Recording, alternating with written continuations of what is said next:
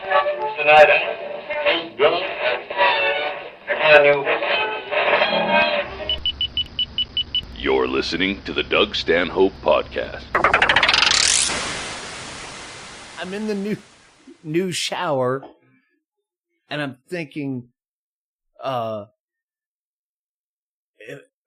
if I'm an old person, sometimes, I don't know if it's my age or my brain cells, where I'm thinking, sometimes when I've got my eyes closed because the shower's in my face and I'm scrubbing my scalp and I get a little dizzy and a little bit of my equilibrium is off, I go, wow, in this new shower, this half pod, yeah, you can't fall down and break a hip like old people do in a shower. Like in the old bathtub, that filthy old bathtub that was there. Yeah, you could slip and fall and die like Elvis. It's like a vertical, like sleep chamber on Alien. Yeah, sleepers. Yeah. Woody Allen. But, same thing. Upright. Yeah. Anyway, you could basically slide up against it and then slide, like fall up against it, but you can't move too far, and then you just kind of slide down your skin. It's like the Yotel that we've talked about in older podcasts, where it's so small you can't slip and fall in the fucking shower and die unless you smash through the glass.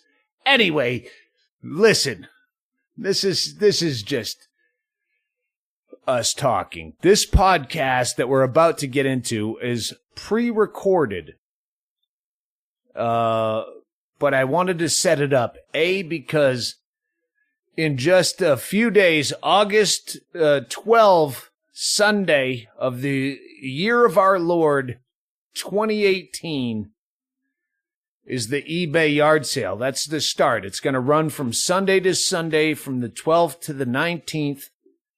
So it starts in the morning of the 12th, Sunday. Yeah. And then it's going to end they go out, they roll out, right? Not everything all at once. Yeah. When we've done them before, like the football helmets and stuff, she would do like one piece per hour. I don't even know how many things we have. Obviously, we have tour suits, some of my brilliant stage outfits. My 70s Herb Tarlick Anchorman. Herb Tarlick-ish. You don't have Herb Tarlick's suit. No. Not from WKRP. WKRP in Cincinnati. Yeah. Those, what the fuck I wear, listener. Guys sitting at work, angry. I have 6 suits in there. Beating on the horn of your forklift and knowing there's no horn there, but you're beeping at fucking some asshole in front of you with an orange vest. Yeah, you know what I'm talking about. Yeah, my suits. Shit I wore on tour, and now I'm over-hoarded with, and they gotta go to you. 40 regular, 32 waist, 30 pants. Yeah. 30-inch leg, 32 waist, 40 regular jacket. And if you don't fit those specs, you need to work out and get shorter. Or smoke and drink more. Yeah. Skip a couple meals. Yeah. You're going to shrink with age. Sure, you're 5'11" now, but yeah, when you get to your 80s, you'll be my height. Now these are off the rack. They haven't been altered to like accommodate your scrunched over spine, right? Oh yeah, you have to account for the horseshoe posture.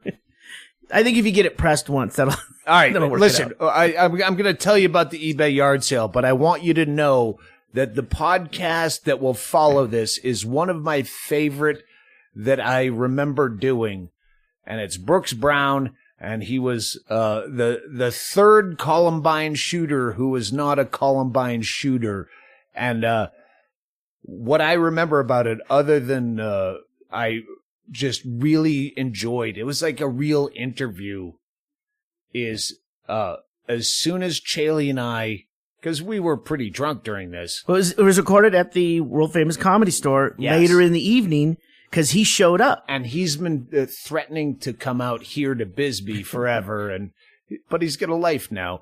But he was there in L.A., and other than the few times I realized we're trying to make jokes where there's no joke there, and when we finally learn to shut the fuck up. That's what I remember. But eBay yard sale, Sunday it starts, goes for a week, and a lot of the stuff, not a lot of the stuff, but some of it goes to charity. There's some shit. There's one piece in there that I'll probably get shit for and possibly press that I don't want, but there's some fun stuff. Let me just, I grabbed some highlights and too many. Winnipeg. This is just a dumb thing, but you're here, Chaille. The Winnipeg whiteout towel. Oh, yeah. When we got those, last minute, tickets in Winnipeg to see Winnipeg get bowed out of the, playoffs in the NHL, the Winnipeg Jets. They had the Winnipeg whiteout towel, which is as silly as the Pittsburgh angry towel. Terrible towel. And there were only 40-some thousand draped on all the seats. But this is the one. I put that on the eBay description. I go, if you burn this towel like they blew up the Bartman ball for the Chicago Cubs to cure the curse, reverse the curse, got a million tour posters going all the way back to Triple Rock days in Minneapolis. Oh, wow. I got some vintage and giant posters. I got one from San Francisco, a whole, not wall size, but 5 by... It's a marquee type one that will be out in front of a theater. I got one. I got some... I have a lot of stuff that'll fuck with other comics.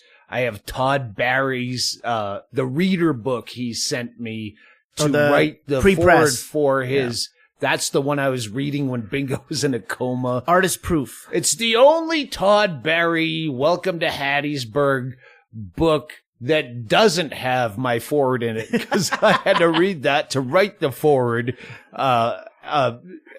Hopefully Brendan Walsh will bid excessively on that. Todd Barry is a cheap motherfucker. He's a great joke writer. He's a brilliant he's a cheap, dirty, cheap motherfucker. And he will be as angry as Castle Rock Kenny was when we sold his painting for hundreds of dollars on the last eBay yard sale. I can pay my rent for... Yeah, those are the most fun things to sell in the eBay yard sale. Morgan Murphy always leaves shit here. So I have at least one, maybe two Morgan Murphys. She left a cup here, and I'm like, is this yours? I'm always walking around going, is this yours to somebody? And yeah, I didn't sell your sunglasses, Morgan Murphy, because you left those, but they look like they're hard to replace. Oh my God. I just got a message, or just tweeted by Morgan Murphy. Swear to God, that just came up. It says, will I be told if anything I own is being sold so I can buy it back? Is she bugged this fucking room? Go ahead. I'll just keep going through the list while you text her. Oh, no, call her and get her on speakerphone. All right. Oh, this is one of the best. I have a Brendan Walsh, Todd Barry, Neil Hamburger tour poster. It's not signed by them, but I'll sign it for them by them. Dialing. Hello? Hey, you're on the air. Yes, you actually just texted Chaille while we're talking about selling your shit on the eBay yard sale. Yeah, what are you selling that belongs to me? I can't remember. There's two things, but the one I didn't sell is you left sunglasses behind that I can't sell those. I looked at them. I say, these look like they're hard to replace. But one is your drinking cup that you would, I go, she just leaves shit at my house. So I'm fucking I don't leave shit. Other people leave shit mostly. No, when you're in town, you'll wander up with the one I remember is a plastic vintage. Yeah, I have one. Bingo has one. This is a well, you know. And you know what? One of our bidders is going to have one because you left one here, and I kept telling you not to leave shit here. And there might be one other thing. All right, but then I don't know. There's people that end up at my house and then they leave stuff there too. So I don't really know what to say.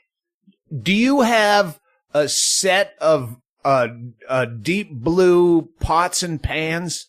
I have a blue, I do. Yeah, I got a couple things. I got a blue, crock pot thing that you said you were going to steal. Oh, no, that's a crock pot. This is just a pot that you would boil a ear of corn in. I don't know. All right, well, then it's at your thrift store, because that went there today, because Bingo was, like, trying to... I got all that shit on sale at Target that day that I got, pulled over by Border Patrol. All right. Well, yeah, there's a couple of your things. Okay. Well, just let me know what home they're going to, so I can, just do some research and some background. No, you have to get on the eBay yard sale starting Sunday. All right. I'll go try to get some of my stuff back, I guess. Well, no, this is the one that Brendan Walsh will be really pissed about. When he was moving from Austin to L.A., he stayed here and he did, some house watching for us. He gave me, because he had no place to put it, this is the one that if I had more walls, I would definitely put it up. It's a giant movie poster of the King of Comedy with Robert De Niro, which every comic worships. This is a huge one that he's going to go, fuck, why did I give that to him? And I didn't even know I had it till I went into that crawl space. You know what's going to make him really mad? When I buy it. Trade him for a set of pots and pans. I have so many things just to piss other people off in this yard sale. If I wasn't me, I'd tell you to go to my house and take more of my stuff. I'll sell the Gumps. It comes with a trailer. Sell my air mattress that the Gumps have probably, made business on. No, even Feng Shui, our friend from the Comedy Store, we haven't. That's on a future podcast. But yeah, he didn't stay there because God knows what the Gumps do with the Chinese worker from out of town. All right, I got to get back to this list because I'm just doing the intro for this podcast with Brooks Brown. Well, that's a long intro. All right, I'll call you back after this. All right. I got to go back into shit I'm selling. Have fun. I love you. You don't have to say it back. She already hung up. Oh. Yeah, that King of Comedy poster. Like that. If I remembered I had that, that would be taking up a full wall. Comedy Dynamics, who I have, I guess, several of my specials with. You have a business relationship with them. Yeah, when I had one business relation, they came on too strong and sent me like 38 DVDs, like full box sets of all the comics that Comedy Dynamics has. So I'm selling one chunk of like over 30 CDs and double CDs of a bunch of comics, like a lot of good ones or some good ones, and some I'm like, I don't even want to take a chance, and some I know suck. Subjective. That's going to be one bulk load, and then there's a Kinnison complete set and a Hicks complete set, like 12 hours, 3 DVDs. You look at the descriptions. The Hicks one, you know how I am about Hicks. Like, I don't even want to be associated, that kind of thing. Like, stop comparing me, but at the same time going, like, there's like deep track shit that, unreleased footage, but those are sealed. Blah, blah, blah. Oh, here's one of my favorites. Johnny Depp fan mail. Because when all that Johnny Depp shit went down and people like, oh, I can't get a hold of him through social media, but you have your address online. Your friends, can you send this to him? So I have Johnny Depp fan mail and gifts. that'll be in the eBay yard sale. Yeah, I'm not going to give this to him, but I will sell it, for fuck's sake. A lot of this stuff goes to charity, but not all of it. Not yours. Yours will not go to charity. Well, it will. I'll spend that on a fucking hobo that you don't care about. Oh, here's one just to piss someone off. She doesn't listen. Your wife doesn't listen to this, right? Nobody listens to this, Doug. Okay, well, Tracy, you know how I hate her fucking coasters. She knits like an old woman. Crochet. I It's have not knitting. It's crochet. I got a 3-pack of shitty Tracy coasters. They're going out. beautiful. Oh, They're very colorful. She does them custom. they're horrible. It's like, what's the number? What you have one job. When I go out on stage, what's your one job? Well, you need something to set the drinks on. Yeah. What do you make sure when I set my drink down, it's not on something It's that's not on gonna like a cushion. It's teeter-totter? yeah. Yeah, and that's what her coasters are. Teeter-totters for drinks. So, yeah, I'm selling a 3-pack just to piss her off. I wouldn't put a martini glass on it. Something top heavy. But you could put it look, this is Sure. a stout Yeah, you stout could tumbler. you a could stout put tumbler. A rocks glass. a truck tire you could put on top of it, and it will not spill the drink. Wait, does this come with truck tires? Castle Rock Kenny, we always have to fuck with him. The cactus uniform that he wore back when we had the last baseball team we had here in Bisbee was the Tucson Saguaros. Would come down and just play one game on Sunday here in Bisbee. One home game. And a saguaro for you, listener, on your fucking still angry beating on your fake horn on your forklift, sitting in your cubicle. A saguaro is a type of cactus here, the type you see in Roadrunner cartoons. Yeah. And so we bought a cactus costume for Castle Rock Kenny, a.k.a. Cold Cut Kenny, to wear at the games that were heavily attended by tens of people. And that's a comedy joke, but literally. It's applicable. Yeah, about 40 people would be there. And Kenny would have his cactus costume that we bought him, not knowing that the Tucson Saguaros also had their own mascot in a cactus costume, but ours was vulgar and arrogant. And then we stopped being invited to the Tucson Saguaros games, and they stopped playing here. It's kind of a I can't get fired, I quit situation. Oh, yeah. So yeah, his costume is going up for sale. My play school, you were there for this, Chaille. Gay cousin Nancy. What town was that in? Providence. They came to right. Providence. Yeah. She goes, I have something special for you. She doesn't listen. I can't imagine that any of the family listens to this, the ones that are alive and distant. But she said, Auntie Bev kept this and wanted you to have this. It's an old play school. Put the square and it's a mailbox. It's like the big mailbox, and it's got 4 shapes, and then you take the blocks 3 or and 4 put them in there. shapes, and it's got a few blocks left. And she said, tell him I saved this for him. She's like 155 now.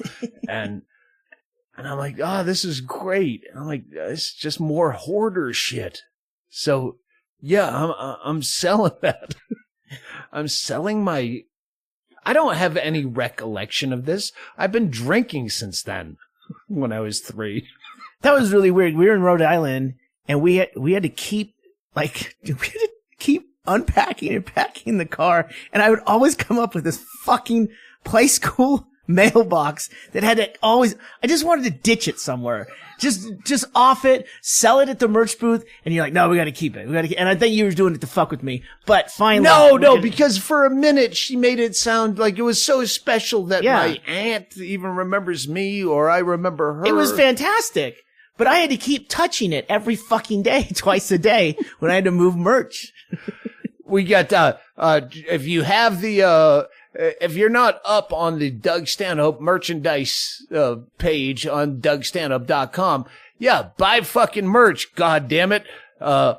Because if you have the Chad Shank t-shirt with the beret, the diplomat shirt, Chad Shank on the eBay yard sale is selling the beret that he wore for the picture of that shirt. Yeah. So you can have that shirt. If you don't already have it, you can have that shirt and then own the beret.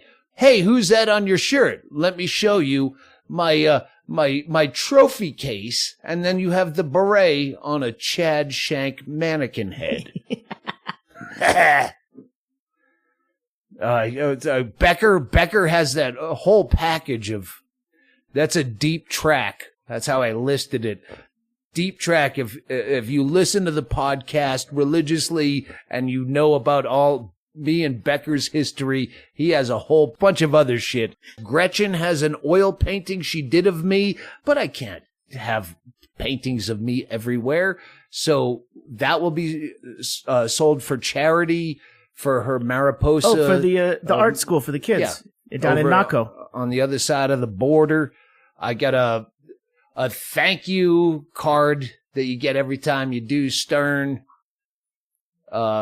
signed by Howard Stern, and all the proceeds for that will go to North Shore Animal League. So, yeah, some of these are Tom Konopka. God, he's gonna fucking hate me, but I'd rather have him hate me now before he sees it.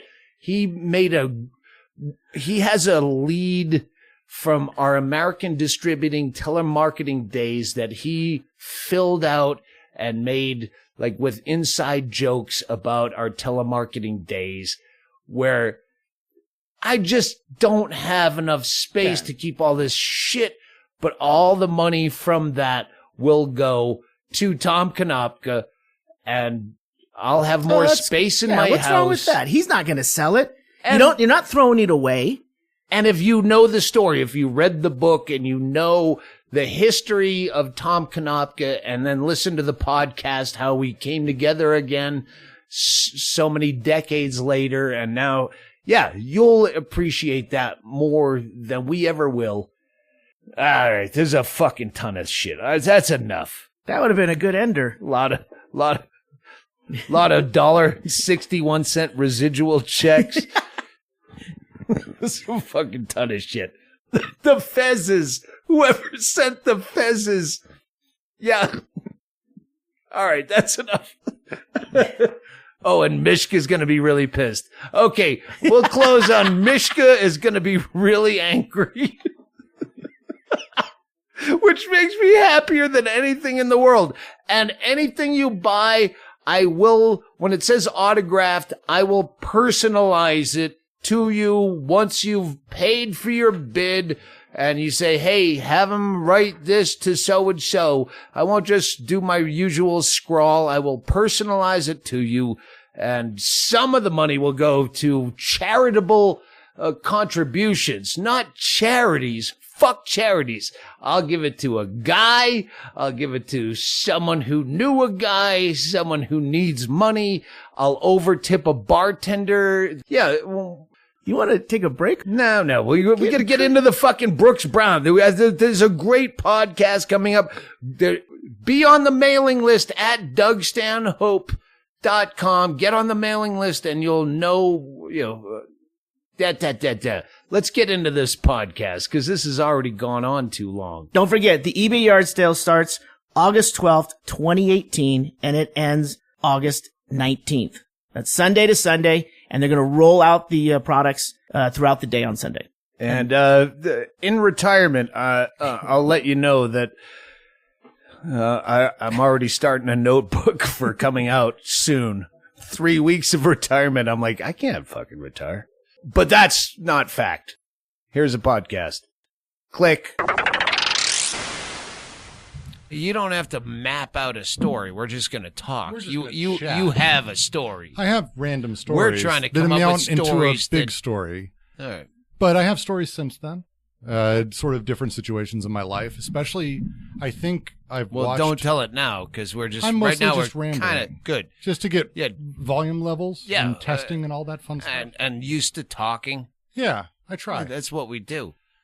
We start the podcast I will 10 say, minutes before we start the podcast. It is really good to see you, Doug. You too. It really Clink. is. favorite people in the world kind of thing. All right, here we go. And then I just went up to Rogan. I go, hey, we're going to do that right now. Do you want to do the podcast? He goes, no, I got to go home. Of course. Rogan just did 2 sets. Louis Anderson, who I thought would be a perfect, not balance, but the opposite of balance with Brooks. I'm a bit of a dark person, and Louis seems to be happy and... Juxtaposition. Yes. Yeah, I thought that would be a fun way to, but that was hours ago and drinks ago. Where I thought and then that we would could be explain fun. to Louis why his cart wobbled to the right. Oh, Jesus. Oh, fuck. I'm sure Louis Anderson. We're talking about Louis Anderson, not CK. Louis Anderson is here at the Comedy Store where we thought, hey, you know, opportunities. We'll just podcast and who shows up? Well, Brooks Brown shows up. Randomly. Yeah. Well, mostly because there was alcohol offered, so I did show up. Hold on a second. Who's Brooks Brown? Well, hello. And how did you know he was here in town? Hennigan. He contacted Hennigan. How did you know I was here? Well, I knew you were here because my birthday is in a couple days. And so, of course, I bought tickets to see Doug Stanhope on stage because I can't help but see you every time you come to L.A. And I knew Brian, I mean, he's here all the time, really. And we've had... He lives here. He lives here. We've had a lovely lunch. We've talked about a bunch of projects. And so I was like, oh, this is a night off. Tomorrow, Doug's in L.A. Hey, Brian, are you out drinking tonight? Because I'd love to buy you guys booze. Because I'm out drinking myself. So he went, get to the Comedy Store. You've got 10 minutes. That was basically the text. I was like, all right, Uber it is. Let's go. When I have to say it quickly to get people's attention, I say you were the 3rd Columbine shooter. That's a really nice thing to say, Doug. Thank you. When I have to capture But there were someone's only 2 attention. shooters. No, there were only 2 shooters, but we'll get into this. God damn it, Doug. You mean yes, there were only 2 shooters. Not no. If you know, I don't the know if I've had enough alcohol to be on this podcast suddenly. Well, that's I was. you got You whiskey have right that, and bingo. If you could have someone bring him a bourbon on the rocks, if you know the Columbine story, and I'll get into this about the new book that Shawcroft is pushing on me. I saw that. She just tweeted that. When the Columbine shooters went into the school, they saw you, Brooks Brown, out front and said, "Don't go to school today." They said, I ran into Eric, one of the shooters, and he said, and it's a moment, like it's been 20 years. Like it's extraordinary how it sticks with you. It's been longer since than the life I led before. And he went, Brooks, I like you now. Get out of here. Go home. And Where were you when that happened? in the parking lot of the school. So you weren't even in the campus yet. You were just in the parking kind of lot. the campus. I was going off to smoke You were a past the cigarette. fence line. Yeah, I was on school property.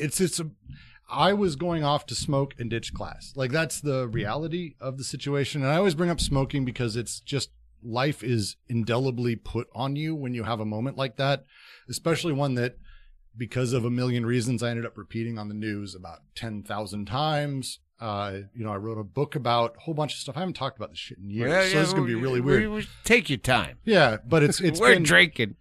We are drinking for sure, and it was fascinating. But they got the I grew up with one of them. backpacks of They're shit. best not friends of backpacks. mine. Like one of them was my mom was like super close to the parents. We were really close as kids. I knew them very well, and it was this weird moment of like, okay, like I'm off smoking. Like I think I was. Don't go to school today. I wasn't gonna anyway. I was gonna ditch You were class anyway. walking Who to the gives a trees shit? anyway. Yeah, who gives a shit? Like I'm Yeah. off.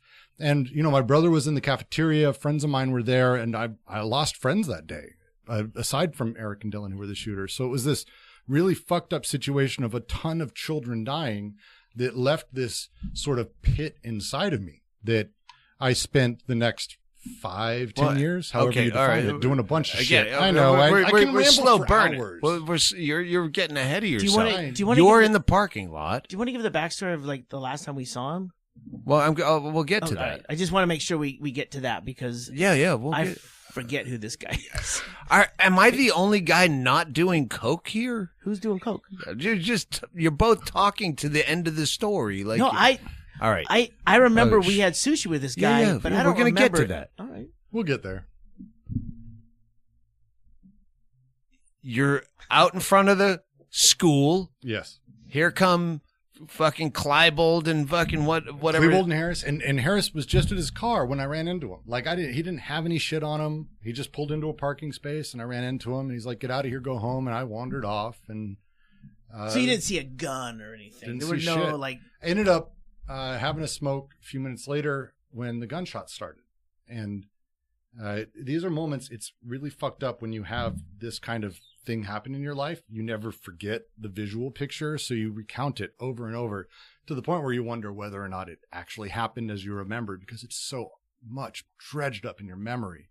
And I remember thinking it was at first construction, because there's construction happening and bullets kind of sound like nail guns, and then you hear explosions, and then it was this fucked up moment where like shit started piecing together in my brain. And I won't forget running from house to house, banging on doors like a fucking lunatic, screaming at people going, do you remember, do you, let me call the cops. Let me call the cops. Let me call the cops. There's shit happening. This pre-cell phone. Oh yeah. Yeah. No, I'm this is I'm 99. realizing This is that right now. 99? This is pre everything, really, as What far year- as life what we year know was goes. it? That was 99. And this was like I like to go back and go 24-hour news was brand new. Like Fox News was like considered kind of not going to be a success. 24-hour news wasn't a thing up until this point. Columbine is the first real experience that 24-hour news had. If you really go back and watch, you get to see CNN and Fox and all these guys have That these news tense- cycle that just ad nauseum. that can't just forget does it. brutally just molests a situation over and over. It doesn't happen that way beforehand. This was really the first time that happened. And it was this weird situation of banging on doors, screaming at people. A woman comes out of her house. She has her kid with her. It's her daughter. And I'm yelling like, I need to use your phone, like a fucking lunatic. She gets in her car and drives off. I end up seeing a friend of mine, Ryan, and they're coming back from lunch because we'd split lunches, all that shit. And they were diverting traffic down the street I was on because cops had shown up. Like shit was bad. People knew shit was bad. And Well, I'm sorry. What grade were you in? I was a senior. Senior. I was just a couple months away from being done with everything. So were they, which is Before I forget, how many girls were you going to ask to the prom that didn't make it? I was not going to the prom. All right. I was not going. I was going to be working as a manager at Pizza Hut at the time. So excitedly, And that was here my you wonderful are. life. Here I am hanging out with Doug Stanhope in Hollywood. Far cry from a manager at fucking Pizza Hut. You've ticked another box. Yeah, I was going to be drinking alone with the random other people who were also going to be working at Pizza Hut that night. There's a solace in that. I mean, that's You know, you reserve yourself Were those- lots of different points in your life. You know where your point in the social hierarchy is. And that was mine. I was not really meant for prom night. But were those your kind of friends, or were they more acquaintances? Well, they were. You just said they're The shooters friends. were old friends. And they were people who I... Didn't they kind of shit you out of their social circle at some point? Yeah, we had a falling out a year or two earlier. And it was on and off. A high school friendship. This is important for kids who are listening. Yeah. And I hate to say that there's kids listening, but kids that were bullied. Did you go listen in and to this out, in high podcast. school? You go in and out of social circles. So all what the was fucking time. Do you remember the minutia that was the falling out? Perfect question. So with minutia that was- Eric specifically, it was, God, I don't remember what precipitated it directly. He was telling his parents on me, like the normal high school bullshit, like Bricks is doing this, and I was telling my parents he does this, and I was telling his parents he does that. Like it was, You two shouldn't hang out together. it was that kind of garbage. And he got pissed at me, and he cracked my windshield with the block of ice. And that was like the last time I was furious. He was furious. It was the last time we really talked for a while. My parents were pissed at him. His parents were pissed at me. It's high school bullshit, basically. If you remove all the shootings and murders of children, it's normal high school bullshit. Like that's the thing that I like is really tough to kind of go back. We all pictured it. Some of us are thinkers and some are doers. It ended up in a place where we didn't talk for a long time. He put up death threats on his blog, which was a thing at the time that no one did. Like, people didn't have blogs in like 98. No, that was it was super crazy. Oh, yeah. That's, and so I found it because someone gave me the website, which was Dylan, and then Nate Dykman. Right? Other people, like friends, were like, "Dude, you should see those this were shit." boards back then, not blogs. Yeah, they were. It was his personal website. It was as close to a blog as you got in like 98 or 97, and I was like, "Holy fuck!" It was specifically calling out murdering me, how he was going to do it. Here's the bomb. Here's the schematics. Like, it was absurd. Like, it wasn't just like, fuck Brooks, I want to kill him, which is pretty common these days on social media. It was really drawn out. Not about you in general. It was particular about me, but in No, general, but I'm saying now. You said Yes, it's common no, now, not about you. Not about me, yeah. In social media, that's a common. 2 weeks don't go by someone where saying someone on Twitter, doesn't- Doug, I want yeah, you dead. Yeah. Like that kind of shit. I'm sure happens. Like, that's, I want to say normal shit, which is awful in its own case. But this was like, here's the bombs. Here's how I'm going to make them. Here's where I'll place them. Here's how I'll do it. Here's how I'll invade the home and kill the entire family. Your so family. I went, holy shit. My brother and I gave it to my parents. My cousin Josh was there, and he was like, holy fuck. We called the cops. It was this whole, it was a long drawn out thing. It ended up, that's its own fucking story in so many ways. All right, and that's a year or two before the shooting, before you're we running, ended up banging on doors. That final semester, we ended up in the same classes together. And I'm sitting there like... With the guy who threatened to kill your family with a bomb. Again, it's normal high school shit sort of brought to life with this other side that people didn't think about at the time. Columbine wasn't a thing that normally happened. School shootings were still weird. It wasn't a thing that happened in America every week that we kind of went, oh, there was another 12 kids who died this week. Okay, cool. So what's playing at the movie theater? It was a different world. It was a trendsetter. Yeah, they did. Yeah. They changed the world back then. Do you ever look at school shootings now and go, hey, we did this way better? You know, not we. Well, I sit there and I go, you know, Eric and Dylan talked about very openly about how they wanted to set this trend. They wanted to create this and have all these people kill all these, like, do this.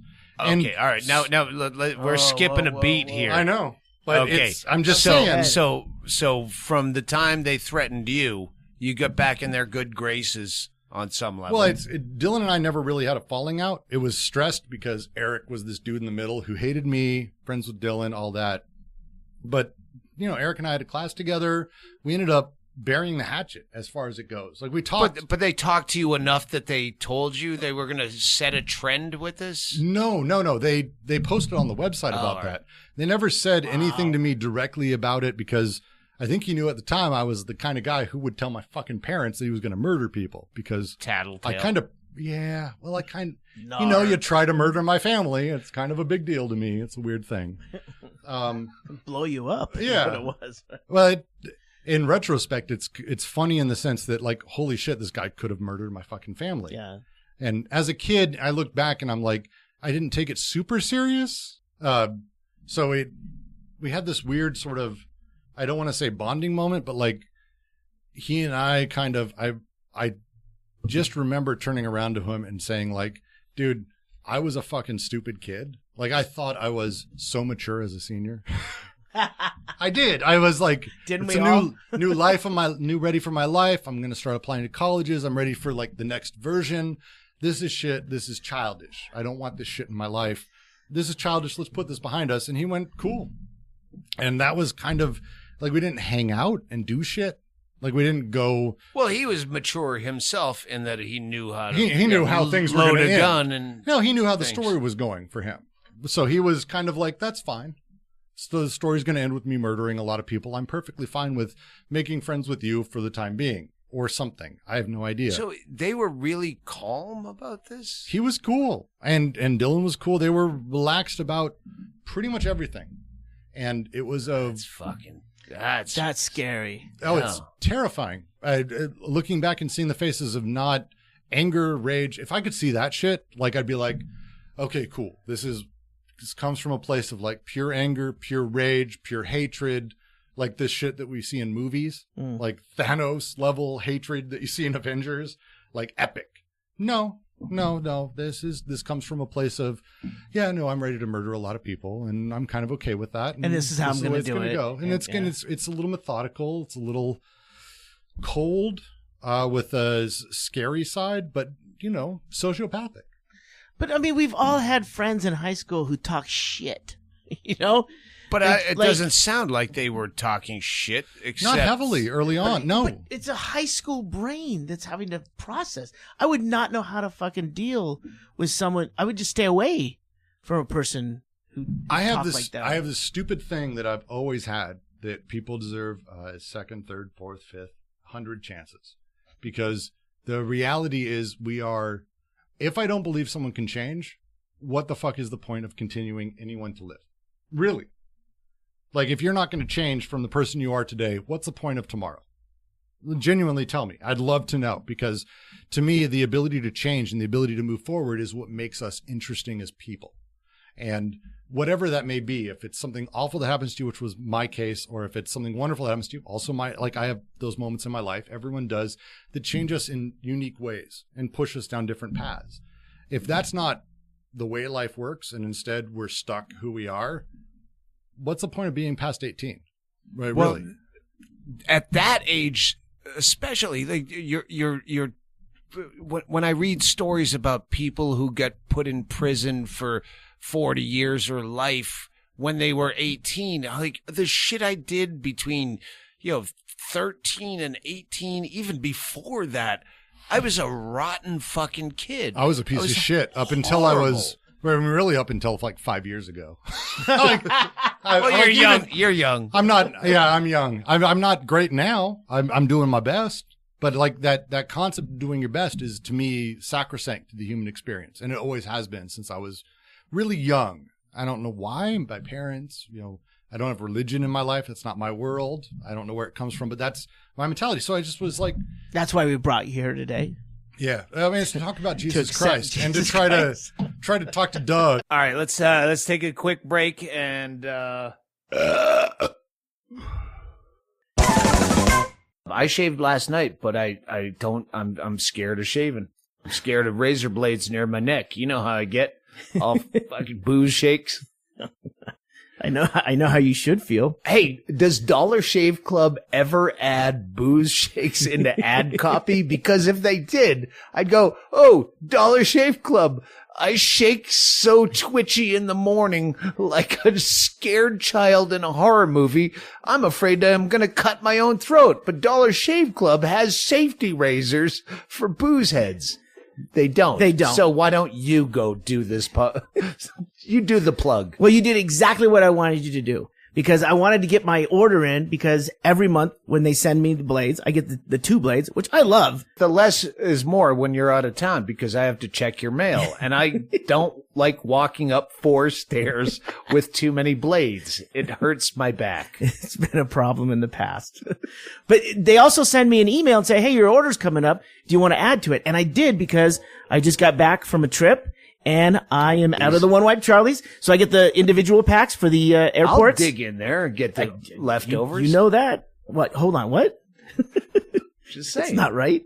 Also, while we were, Tracy and I were gone, I took, Dollar Shave Club sent us a bunch of the trial kit stuff. So like, hey, Dollar Shave Club, if you're listening, Chaille, we're alone together in the funhouse, and he has your entire display out like it's QVC. We're not even on camera yet with this podcast. This is not even a webcast, and he has this whole display like he's some.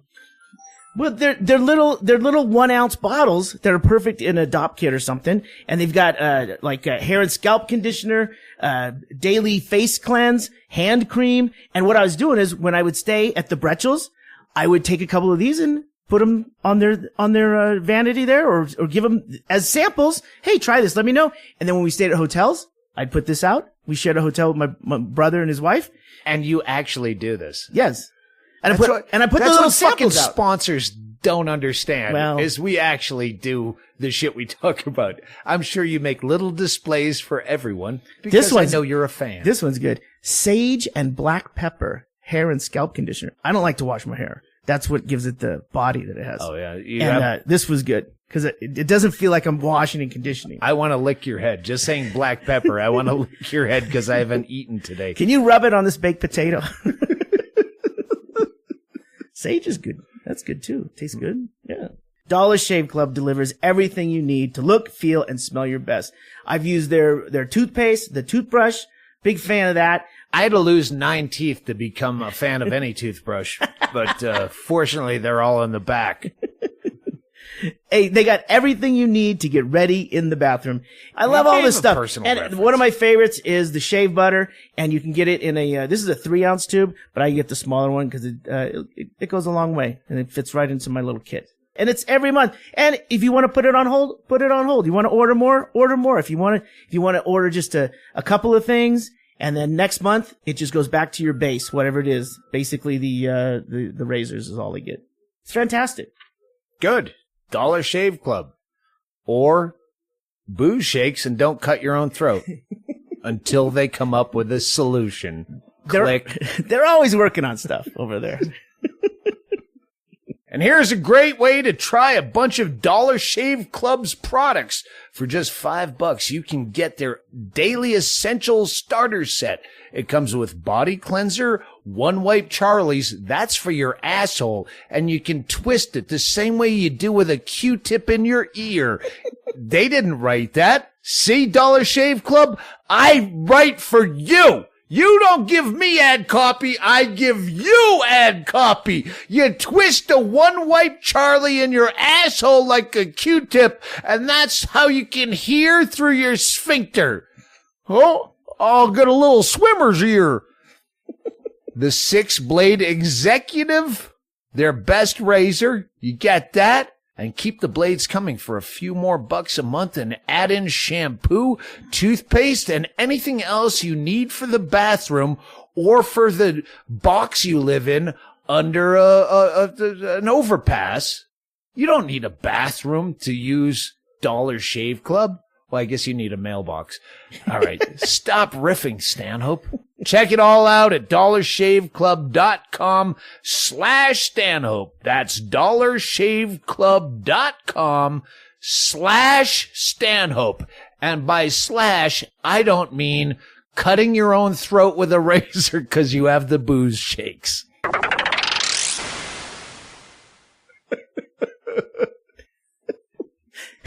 I don't know if that's a good read, but well, you got to read the call. You got to. If they don't like it, fuck them because we love their product. I've been a member. We've been burned before by sponsors where we put our heart and soul into it, and That's true. They thought it was fucking inappropriate. Where we go, oh, I can't wait to write the next commercial for this sponsor, and then they dumped us because they thought it was inappropriate, and we don't fucking deal with. All right, just You're not talking about Dollar Shave Club. No, I'm not talking. I'm talking about other sponsors who have dumped us. Where, you know what? We like you.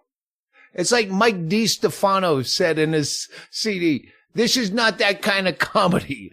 I'm a comedian. I boo you. And that's what we do. If we don't like you, fuck you. If there's an issue with this ad copy, I'll have an issue with you. Keep that.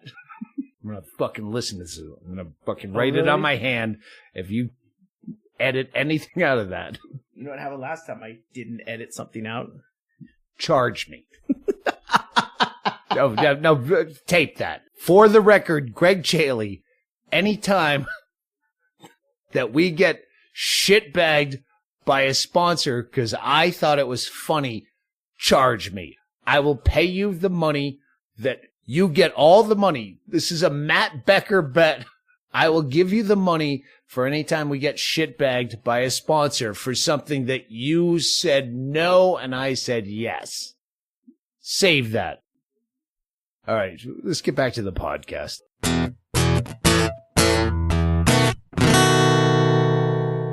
Well, let's get back to as you're banging on doors, hearing fucking gunshots at the school. Yeah. And you no become gives a shit. the third suspect. Well, it's I don't become a third suspect until 2 days later. That's where it really gets horrific. I run into a friend of mine, Ryan, at the time in the car, and I jump in his car and I go, dude, I don't want to fuck with you, but I think the school's being shot up right now. Like, they were laughing. Like, no one knows. If you have police deter you away from going to school, like back in the day, school shooting was not at the top of your list of why that was happening. Now there's gas leak. Now there's There's a drills. gas leak. We're in lockdown. Everyone, shut the door, pull the blinds. Stupid bullshit back. Yeah. Back in '99, it was there's some stupid bullshit's happening. Who gives a shit? Who cares? Whatever. Blah blah blah. Smog alert. Yeah, who cares? And they're laughing. And the moment I said that, I knew they could hear shit. They knew what was going on, and their faces dropped. And it was this moment of like realization, Clarity. And clarity is a really good. And Oops. And everyone was just horrified. And from that moment on, it became this like panic of like, who do I find alive? Which sounds really awful. And it's really weird to talk about. And it's the kind of thing that I think. Wait, hang on. Where you were banging on doors and you run into these friends and you get in their car. Yes. I have to ask, when you say you went out to smoke, are you talking about weed? No, just cigarettes. All right. I'm a nicotine addict, and I have been for most of my life. That would explain the mindset of when you're all in a car if you were all smoking. Yeah.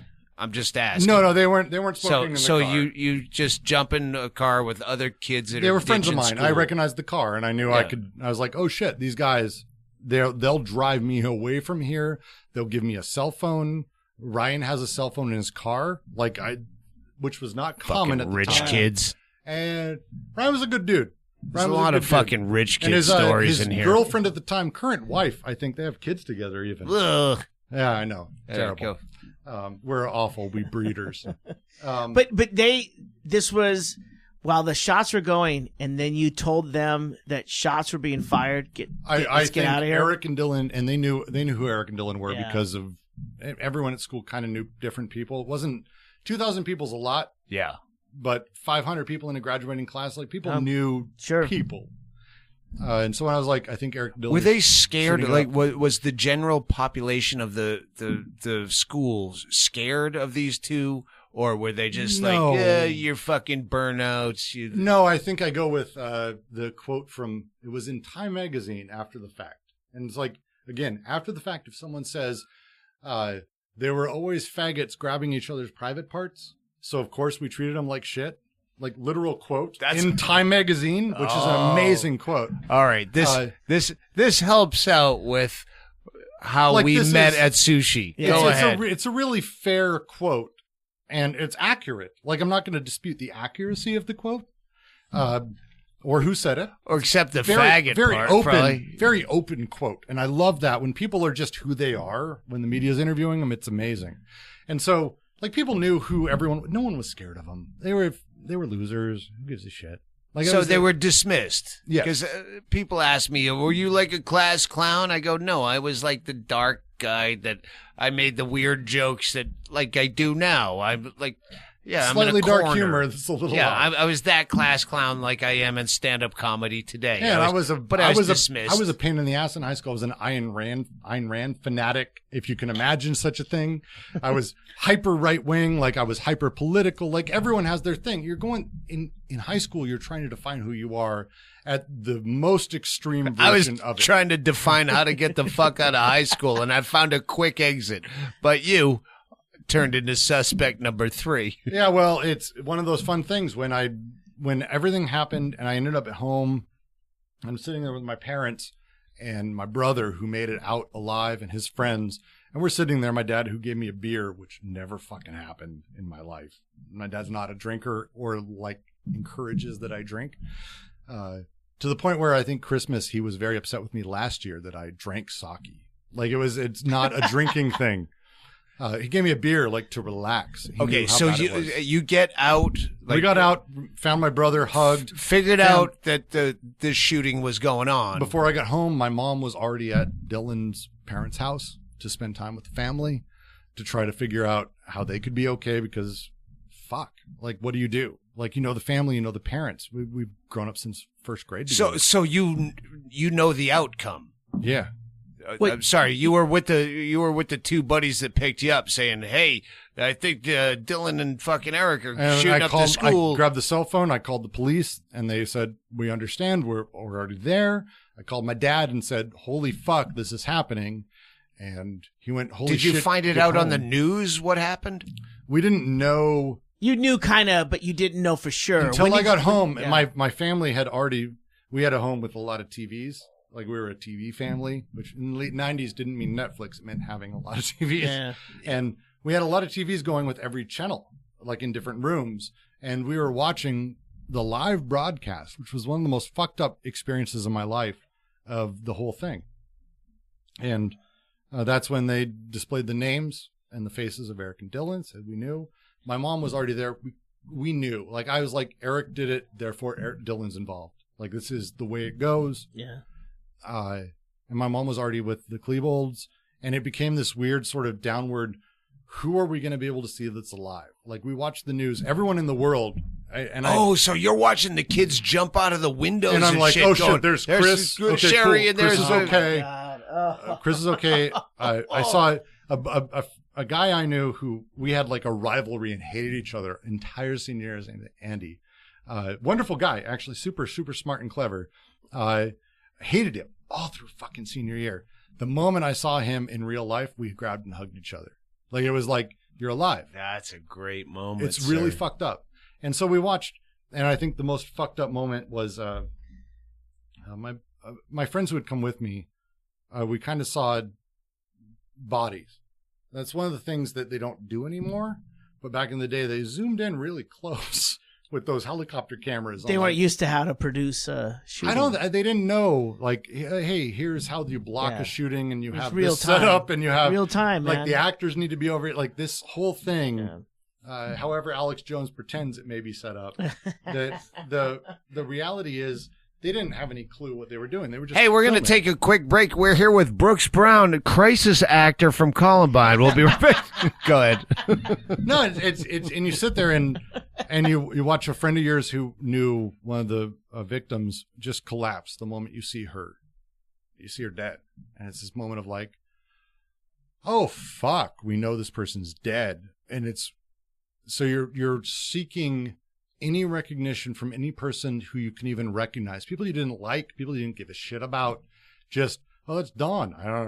Dawn and I did not get along, did not talk, she's fucking alive. That's the best thing I've ever seen. And it's every time it's a little jolt of like, okay, things are okay.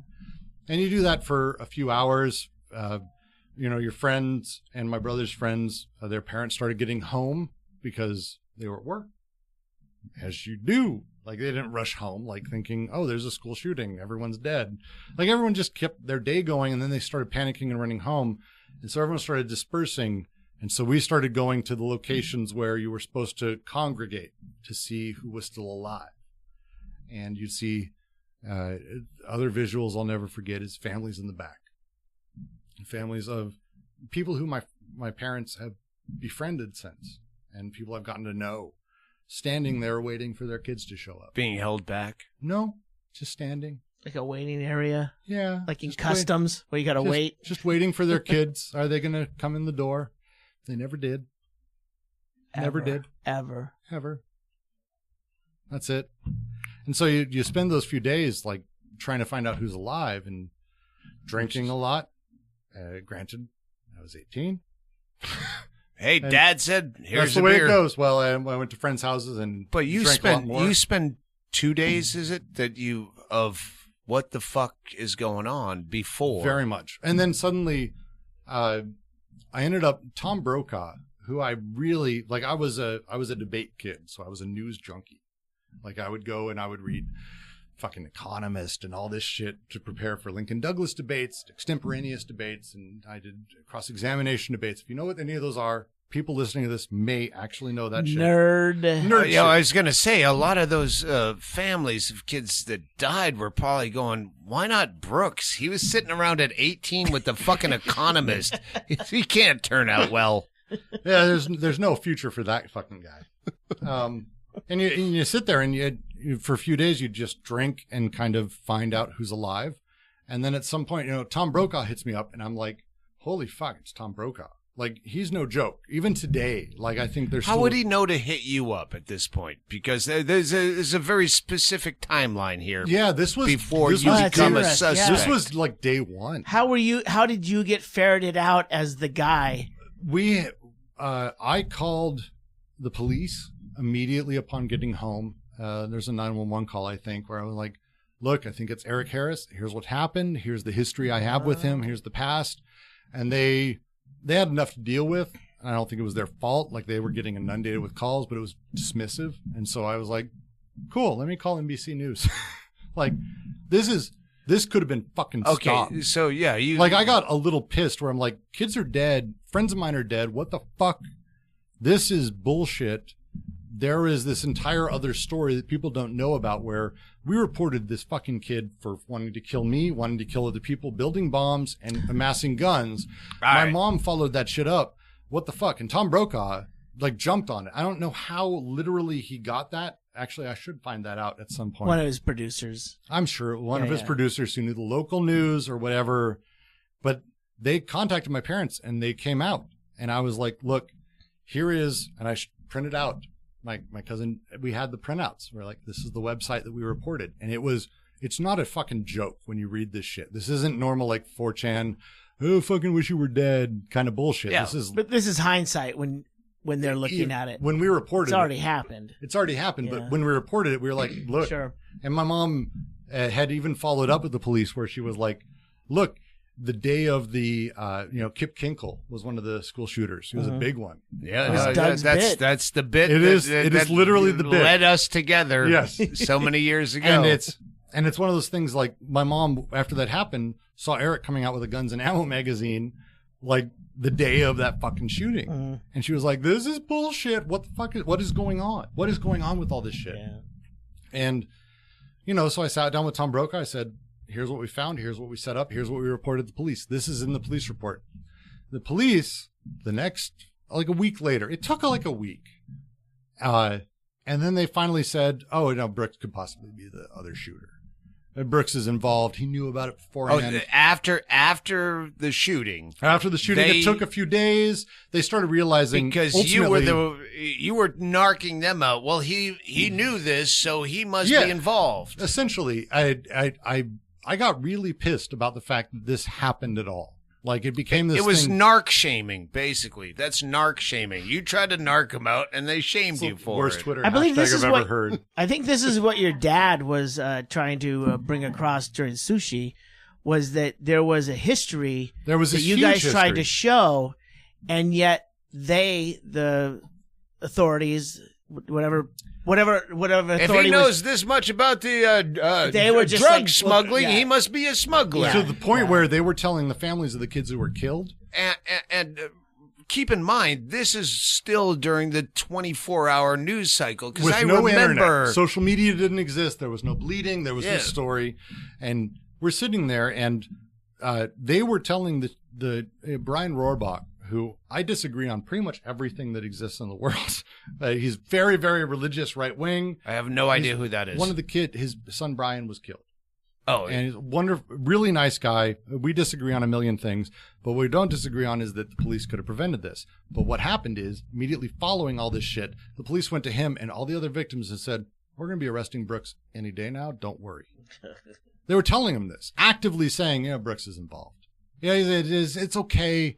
Don't worry about it. We're going to get him." You're leading the witness. And so they are, and people have confirmed this to me, different people were planning my murder because I was involved with this, which is really fun. Because it's high school. You were quote unquote involved in it. Yes. Yeah. Because I was what the media involved, was, and you can't see the quotes, but they were reporting. Involved.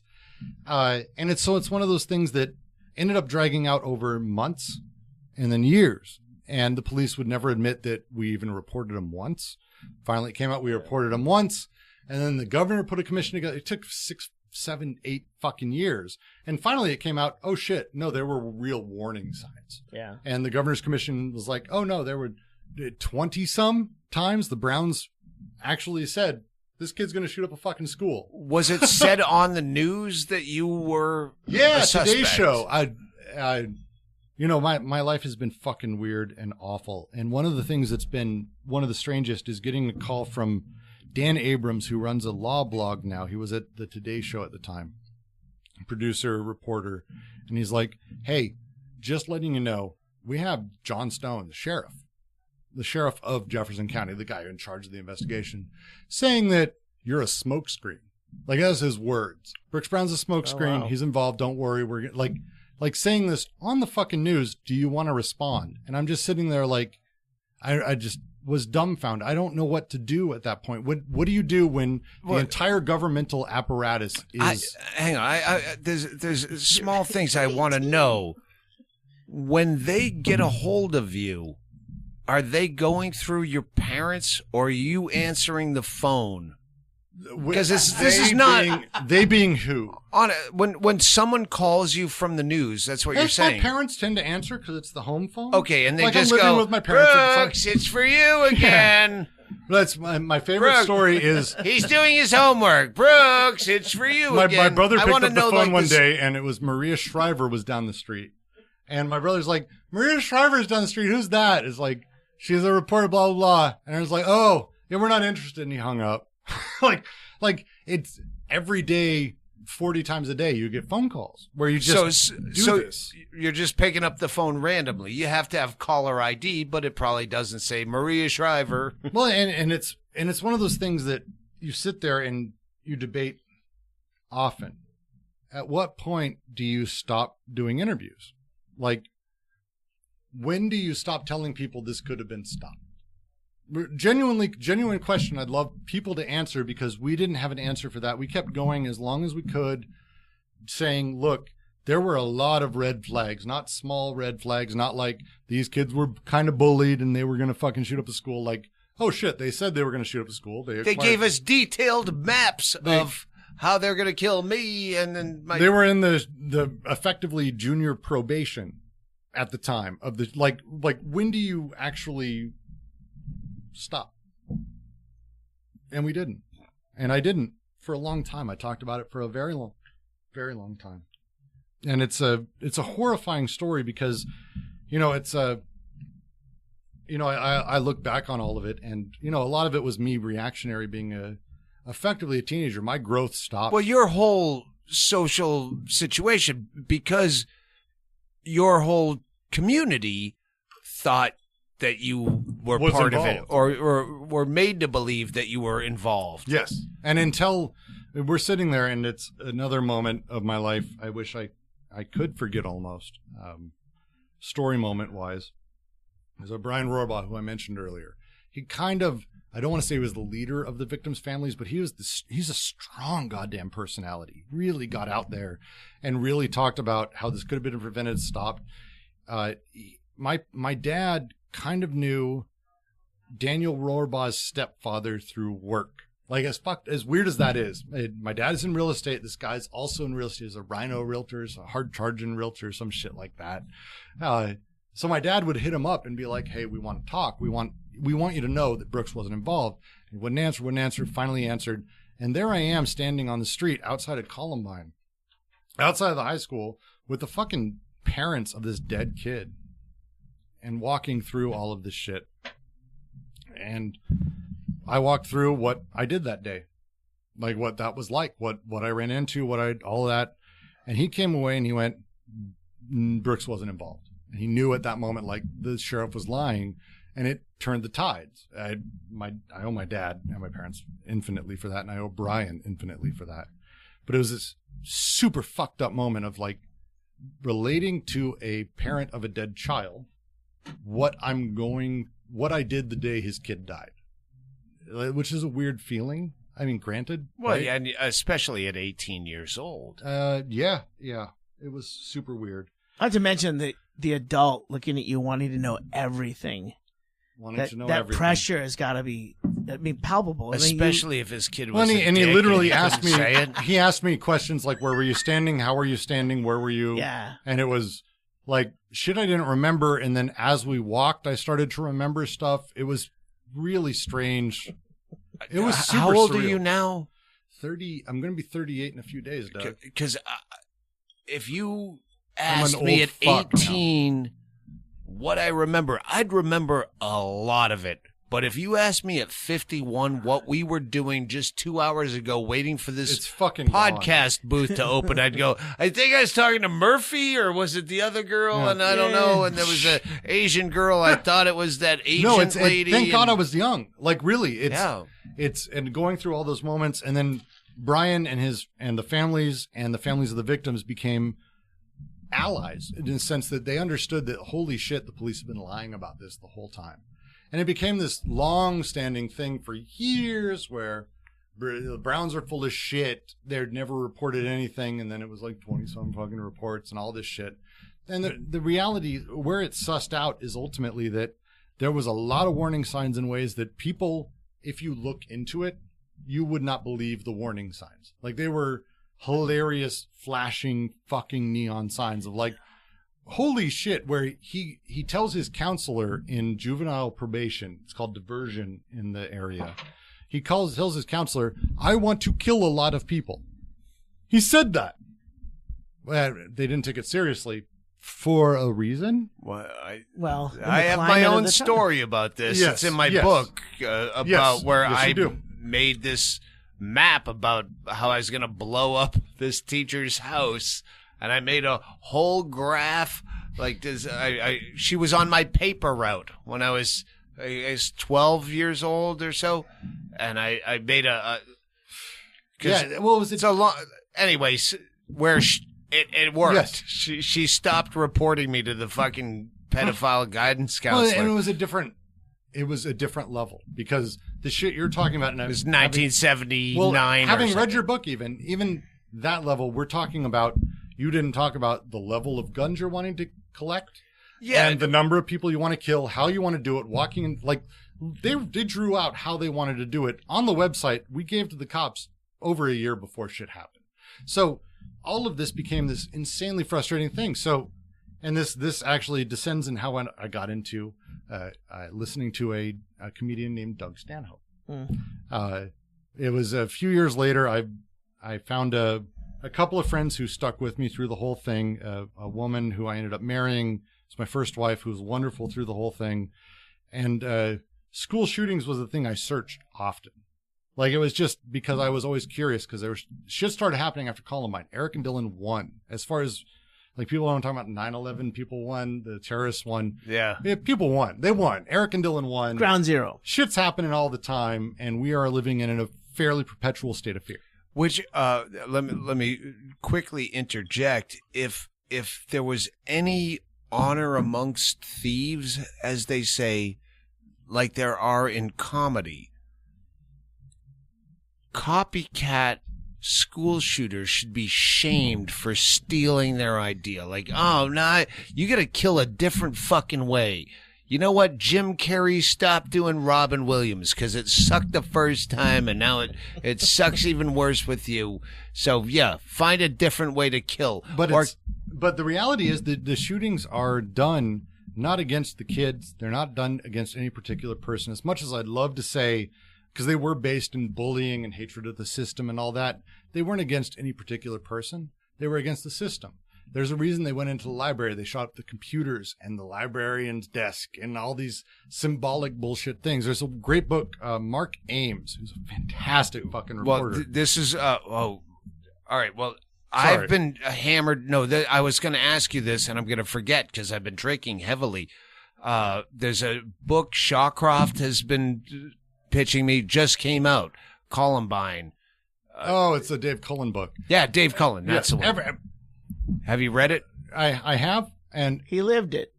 everyone has different opinions about what happened, and it's. Is it a good read? That's all I care about. Your story is it's, way it's better it's than. not a Who bad is he? read. He's an author that I studied. wrote my own book. Like, go back to what you were talking about. Mark pitch Ames your wrote book. this Hang book. on, pitch your book. My book. I don't want to pitch it because Fuck yeah. I make nothing on it. Well, yeah, you know why? 65 cents Because a you fucking don't copy. pitch it. Have you heard about 65 Amy cents a- Bingo Bingaman's book? No, because she won't get on fucking social media and pitch it. I've heard a wonderful book called Burying Mother that's fantastic. It's by this author, Doug Stanhope. You mean Digging Up Mother? No, it's another Doug Stanhope. He does Burying Mother, the Oh, same way Digging that Up Mother. fucking Oh, asshole is selling the fake T-shirts. Marshall Stanhope. Yeah. All right. Sorry. Now, Apologies. you were talking about an author. Mark Ames writes an amazing book on general rage shooters, and he calls them rage shooters for a reason. And they're postal shooters, workplace shooters, and school shooters. They aren't shooting up a person. They aren't shooting up a thing. They're shooting up existence. And it's a fantastic, really smart read that I think actually gets closer to the reason that Columbine happened more than anything else. Even my own book, which I was proud of when I wrote, and I'm still proud of because it's, my own words and all that fun stuff, called No Easy Answers. It's a co-writer, I have to give him credit, Rob Merritt, wonderful guy who helped me sort of figure out what the fuck I was going to write, because I could literally chat for hours. How long after did you write the book? 3 years. All right. That's probably as a comic and a writer and someone who's put out. There's a certain amount of time it took me to Digging Up Mother just to write the bit that I did. From her death to when I wrote the bit was a matter of, and it was a long process where I'd try again the next year. That was to process Rob it and I, completely. for sure. You go, did I give it enough time? My buddy Chuck, who's here, who you met, we lived in these townhomes. Road rage. I call him Road Rage. He's a roid boy. I mean, he was. Well, he's got the And giant he's got the shoulders, look and and he's the got thick fucking he's neck. got a sunburn.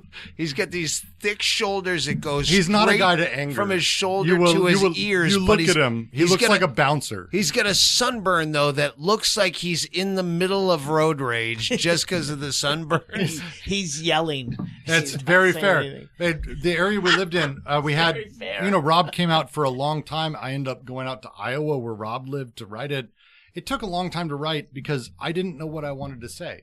Because, it took 2 to 3 years for me to figure out what the fuck I even thought about things. And But yeah, 3 years. You're 21 now. You still. the book is still ultimately, not to talk shit about my own book, because you should buy it, please, because I like 65 cents every copy. Who doesn't? The reality is, it was. But that's your reality at it was the moment. reality so in it the is moment really at 22 important. years old, coming out with, here's what I think happened, here's how I felt about it and all this. And at 38 years old, I have a totally different fucking mentality. I'm a dad now. I'm married to my second wife. I have a different job. I have a different world. Everything's different. Obviously, my place in the world is different, but I look at these different books that have been written. Dave Cullen's book, which you mentioned, Columbine, I don't discourage people from reading it. It's a different perspective on all the facts. Jeff Koss, K-A-S, 2 A's, wonderful book as well on Columbine that's much more factual, much more reporterly. Then Ralph Larkin wrote another book on Columbine. There's been a lot of books written about it, and they all come from different perspectives, and I think the reality is, to find the truth, you kind of read all of them, but there's sides to it that a lot of people miss out, because the Dave Cullen one that I think drives me nuts is that bullying wasn't a factor. And he says that very explicitly, that Eric and Dylan were the bullies. And I don't know, if I were to ever believe that, I can't imagine how bullies would go out shooting people. Like, if you're a bully, you live on the high of You're at the top. You're beating the You're shit at the top out of of the people food on an chain. everyday life. Yeah. Why would you fucking want to check out? Like, your life is that of treating other people like shit and being above them. You don't need to shoot them up. That's not, if you read Eric's writings and all that, that's not his world. It's similar to how people say, oh, you got picked on in high school. That's why you became a cop. No, bullies became cops because they wanted to continue that. They loved it in high school and they don't want to let that go. Yes. They weren't fucking geek acts that are going, pushing up my glasses at the nose, going, no, I'm a cop now. No, they were fucking Wait till I bullies in high start school. benching 250. Yeah. They enjoyed the, as I think you termed it, I love that low-level celebrity that comes with being a bully. And I think the low level of celebrity that becomes being whatever they end up doing. And if you go into the aftermath of Columbine, you read the articles, you read the quotes in Time Magazine or Newsweek where people talk about they were faggots. Of course, we treated them like shit. Of course. I keep looking at you guys, hoping that you think that this is such a fucking brilliant podcast the way I do. All right. I'm always afraid I'm going to look over there and you're going to like, I should be a roast battle. All right. No. This is everything that I hoped it would be. Not a lot of people are very honest when they do these interviews after the fact. A lot of people, oh no, we were a very loving school. We were very fantastic to everyone. That's what was often said very early on. I have a couple questions that when we wrap up. I get a couple of things. All right. Yes. I had two major things. First, into the sushi, but let's get into that. So there I am a few years later. I want to say it's almost been a fucking decade, Doug. It's been more than a decade. It's been a long time. No, it's 20 years. And I would sit there and 25? I would search. We've been plying you with bourbon, so you would think that 20 years is 10 or 5. I have a very strong liver. You're in a small black box, probably where you were questioned by the police. I'm sitting there and I was Googling school shooting. Just generally. Oh, well, that's what I was going to say. When you talk about all these Columbine books, because I got in this kick on Thailand prison, and I've been reading all these books. You have to read every fucking Columbine book that comes out. Even the How coloring. many have you read? I've read all of them. Even the coloring book? Do you go into it going, oh, they wrote another Columbine book. I'm going to have to fact check this motherfucker. I don't consider it fact checking because like Dave Cullen and Jeff Cass, who I may disagree on a number of things. The reality is they aren't like shitty reporters. It's not like they went into it like with an agenda. Here's what we're going to do. They have their opinions. They use their facts. And I find it interesting because the reality is my life is just my perspective. I don't fucking know if it's reality. I'm asking you if you get bored where you have to read about the same I haven't done it. You're subject. talking about Columbine's been out for 5 years, like 4 years. Like it's been years. No, since but I'm saying when the subject of Columbine, do you go, oh, I'm going to read this, but I'm tired of reading this. It's like a high school history teacher has to read yet another paper on Napoleon. Like, oh, I'm going to hear your opinion on Napoleon. Bill O'Reilly's assassinating to read every Lincoln. student's fucking Napoleon report because that was the subject. Do you feel like you're because I didn't want to. I wanted to do this podcast with you, but I hated putting you on the spot to have to talk about it again. There is a point in your life where, and I hit it a few years ago really hard, where your life has been defined when you meet people. Like I met you because I went on Napster and I searched school shooting. Oh, Napster. Really. And lo and behold, there came this bit that I thought I was going to be fucking pissed at, to be frank. And I thought was fucking hilarious about, they never show the other side where it's my kid, Bobby. Bobby, why don't you get out there and tell him how you treated the kid like shit?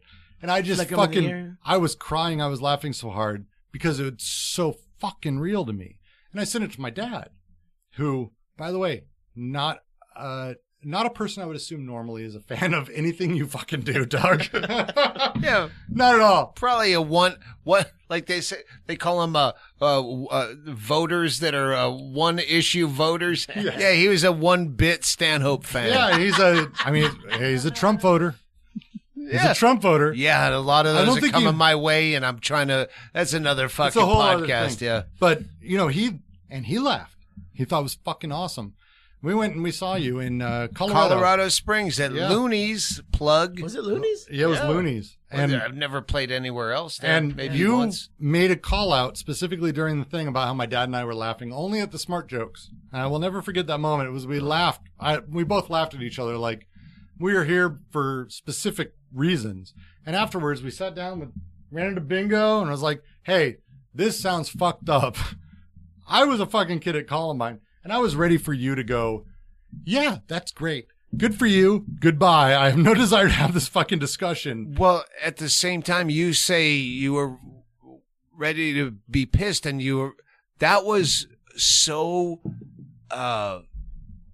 career confirming to me, where to do a bit like that It was about a moment of, as someone who was bullied and just sometimes you read The Onion. The Onion. I love The Onion, and The Onion had a great article after Columbine that said jocks allowed safely to return to bullying, and it had a literal photo of the front entrance of our high school and the actual campus officer we were assigned, Neil, and that was fucking brilliant.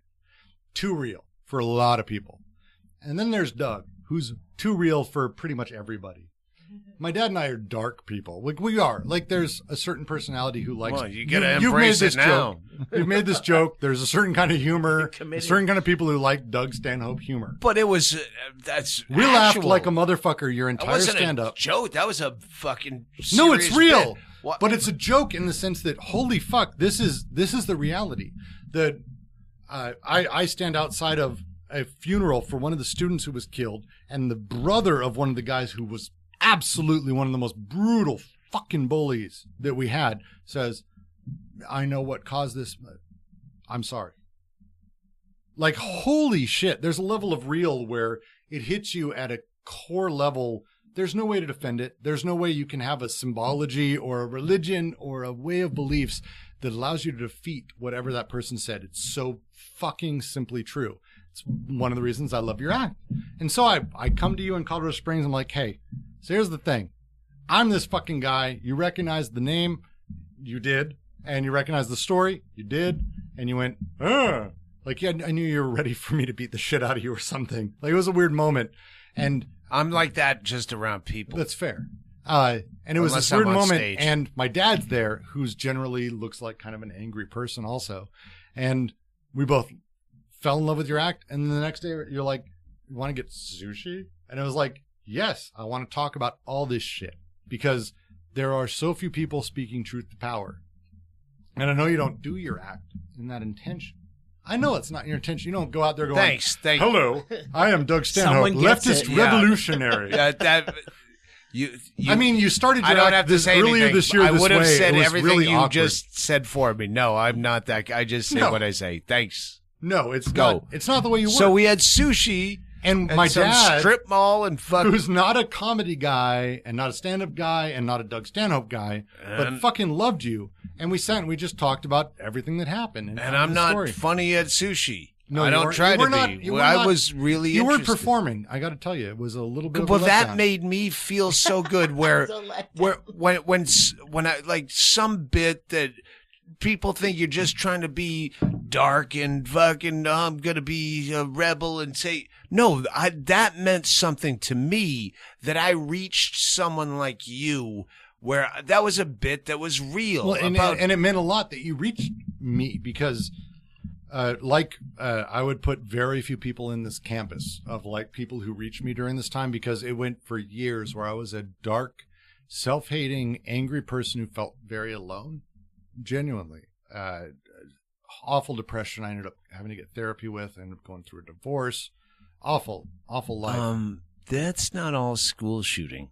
A No. lot of people do go through No, therapy no, and but dump a This fucking is very much tag. led on from that of like the trauma and the sadness and the awfulness that still follows me a lifetime later. More of a lifetime than I had before the shooting still follows me to this day. I go to have conversations with people. I did a piece, wonderful piece that won Tribeca Film Festival. It's not a small thing to win Tribeca. That's New York, right? It's an amazing festival. thing in Yeah. New York to win Tribeca storytelling, and like we had some extraordinary people go through it who said it was the most powerful VR experience they've ever been through in their lives. That not what I'm Googled for. That's not how it works. That's not how life works. And no matter what I fucking do, this is the thing. This is my life. This trauma, this awful shit is the life I'm going to lead. And it's the story I have no choice but to tell every day. Okay. I know it went a little south. I've been waffling on going this way, but for that reason, what advice would you have for David Hogg? I'd keep fighting. It's a different time. When I was going through it and I was trying, there wasn't social media. There wasn't people behind it. There was nobody fighting for it. It just didn't exist. The truth of the matter is that guns caused this. Whatever your stance on guns are a factor. Mental health is a factor. All of these things there's factors. We can rank them. However you want to rank them, let's start solving them. Keep fighting for them. Keep pushing. Because David Hogg, whoever comes next. But David Hogg is a kid that was your age who's now like, because he's been thrown into the spotlight. Well, he's pushed himself into it too. He's launched himself chest first in I look like fucking River Phoenix and I knew it. And to a point. And when he's your age, our age, and he's fucking gonna be long-haired and looking like a fucking hippie fucking John Lennon, they're going to go, oh, now they Google me, and they just go, oh, I thought I knew what I was talking about. The reality is that your life in 18 years, and I can say this, is going to be defined by your most Googleable moments. As fucked up as the internet is, that's the way the internet works. It's not how I want it to work. It's not how anyone wants it to work. We want our proudest moments to be on display. That's not how it goes.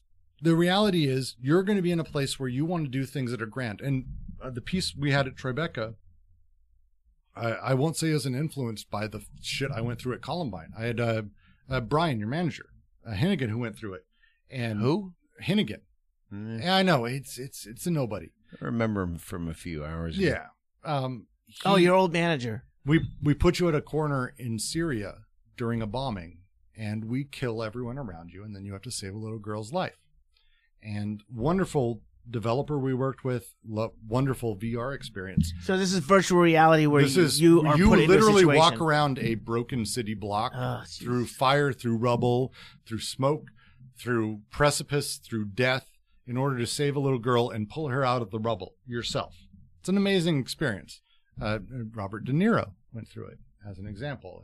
I think you made a comment about him recently in one of your albums.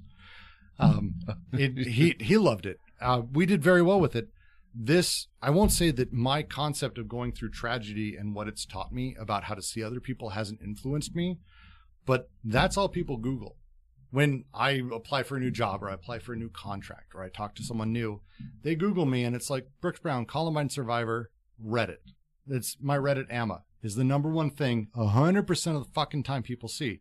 And I won't lie, it felt good at the time to be important. It's not, I'm not going to lie. It feels good to be important and talked about by people. But let me ask you this. How often does that happen where now you are important to them, where they, that's the guy. I can't wait to talk to him because he's the guy. Hey, it becomes about someone else's message versus Joe fucking Smith doesn't get, he's the guy. You get, he's the guy. So there is. And it's one of the reasons I've stopped using social media in the last few years. It's one of the reasons I've stopped talking about shit and just putting the work I do out, because the work is the thing that's the only thing that people talk about. The pieces like Hero, pieces like the park we opened up. I was in 3 months in Dubai. I opened up a fucking world's largest VR arcade. It's pretty incredible. No one gives a shit. like it's just not the way Google works. People search for Brooks Brown now. Well, why don't we put the killer termites on that? What do you want to be known for? I don't care anymore. I don't know how that scam works. Like how to fucking, we could just every killer termite. I've grown beyond it, but the reality is, where you can fucking do a thing. Hang on, I'm sorry, I'm figuring out. Like the biggest VR park. If everyone Googles Brooks Brown and this, will it become the top thing, or do you have to go touch it? They won't even touch what do you it. do with VR? Are you a coder, or are you working with I'm a weird developers? Executive type who kind of makes shit come together. Whatever All you right. want to call it. Project creative manager. Type. Sure. I'm fortunate. Don't dismiss me. I'm Don't bully I'm me with your words, sir. I'm dismissing myself. The reality is most of my life now has become kind of put behind this barrier. All right.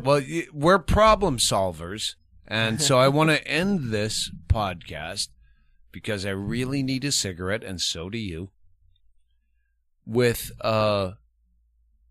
God damn it! I had a funny idea right there. What did you just say? I don't know anymore. Fuck. This is the problem with, like, I'm 7 fucking scotches in. And I know your liver's far more powerful than mine, but there's a level for me. I'm sorry, Doug. I know. Yeah. He was dismissing what he does, saying that it doesn't matter because it's always going to be brought up on Columbine. The advice to David Hogg is where I was. This is where I was ending, and this is the reality. If I was sitting across from him, David Hogg, I would look at him and I go, "Look, you do what you believe is right. You'll be paying for it the rest of your life. That's it. Be ready for that. Every moment of your life, you're going to be paying for whatever you believe is right. As a teenager, as a 20-something, as an idealist, whatever you may be, you're going to be paying for that forever. you're just gonna be that kid. You're that guy. That's what you get for jumping in front of the spotlight. Yes. Well, not that you did. I did. I know I'm not going to fucking shy away from that. The reality is I wrote a book. I worked on Bowling for Columbine with Michael Moore, for God's sake. That's going to be a fucking... I That's did going to shit. sting. I did shit. No, and I did it proudly, and I still kind of, I'm not ashamed of it. My life has become more than that, but it's not. It is whatever the world sees it as. We are only as powerful as the world sees us, thanks to Google. Wonderful social media as it is. Well, you're more than that to us. Well, thank you, Doug. Hey, this guy's fucking gold. Get him out of here. Let's go have a cigarette. Brooks Brown, we're going to close out with a Henry Phillips song. If you don't know it, it was written. I will know it, basically- actually. Yes, Wonderfully. you're goddamn. I love my Stanhope podcast. I love my Stanhope. I love my world around that. There's an entire and grown personality. How's your dad, by the way? My dad's doing great, and he would say hello. If He I told doesn't him I was have doing to. this. Tell him we said hello to him at some point during this podcast when it comes out. Say, oh, hey, they talk about you, Dad. They remember you from Sushi. And he's going to listen to the whole fucking thing, not knowing he's the last thing we talk about. And then he'll Ego smile. is a motherfucker. And he'll smile like a motherfucker. We love you, Dad. Thank you, Brooks Brown, Ggreg Chaille, and everyone that we booted out. Wrap it up with Henry Phillips. Thank you to the Comedy Store. He's the kid in the back of the class who always keeps to himself, and the other kids call him Quasimodo 'cause he got some hunch upon his back. And his hair's all filled with shit, and he only wears a trench coat, and instead of taking notes, he draws pictures of Satan. Please don't laugh at him. Don't even crack a joke. Don't blow spitwads in his face or piss in his coke. 'Cause someday he might come to school with a snub-nosed 38. And if you're nice to him, then just maybe he won't kill you. If you see the fat kid walking through the halls and he's got plaid shorts, don't say, hey, look, everybody, looks like someone stole my couch. And just because the weird guy throws a baseball just like a little girl doesn't mean he doesn't know how to make a bomb. All the film freaks and the drama geeks and the people with braces and the pizza faces and the four eyes, let's not treat them with scorn. 'Cause someday they'll find the combination to their grandfather's fucking gun collection, and they'll form a militia and make you wish you had never been born. And when you're cowered under your desk someday, you can flash them a little smile and say, remember me, I was that dude who said hello to you once in a while. And maybe then he'll pause and say, well, you know, I guess that's true. And instead he'll bump off the guy right next to you. So next time you want to pick on a nerd, please choose a jock instead. 'Cause I'd rather go home with my underwear all up my ass than with a stomach pumped full of lead. And especially be extra kind to those kids in the science club. 'Cause they're the ones who know about nitroglycerin. And if we're nice to them, then maybe we'll just get along.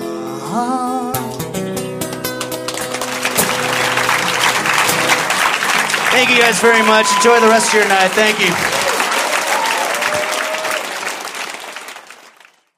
No, you have to read the call to action. Fuck. Let's give a deal. I to thought our you were listeners. reading the call to action. That's why Jeez, I just went off script. You didn't have to do anything except say, "What are you doing?" All right. And you didn't even do that right.